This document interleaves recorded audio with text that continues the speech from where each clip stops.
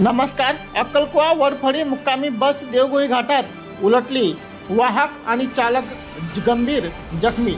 नंदुरबार जिल्ह्यात अक्कलकुवा तालुक्यातील देवगोळी घाटात बस उलटली. अपघातात कुठलीही जीवितहानी झाली नसली तरी बसचे चालक आणि वाहक जखमी झाले आहेत. अक्कलकुवा आगाराची वडफळी मुक्कामी असणारी बस शनिवारी वडफळीहून अक्कलकुव्याकडे परतत असताना तिच्या देवगोळी घाटात अपघात झाला. अक्कलकुवा आणि मोलगीला जोडणाऱ्या देवगोळी घाटात बस उलटली.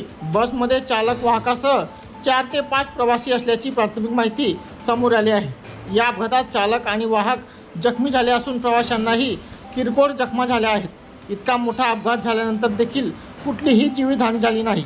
बस नेमकी कशामुळे उलटली याबाबत अद्याप माहिती मिळू शकलेली नाही. बस उलटल्याने अक्कलकुवा मोलगी दरम्यानची वाहतूक काही काळासाठी विस्कळीत झाली होती. सकाळी 8 ते 8:30 वाजच्या दरम्यान हा अपघात झाला. सर्व यंत्रणा अपघातस्थळी त्वरित रवाना झाल्या होत्या. सातपुडा न्यूजसाठी नितीन चावडे, शहादा.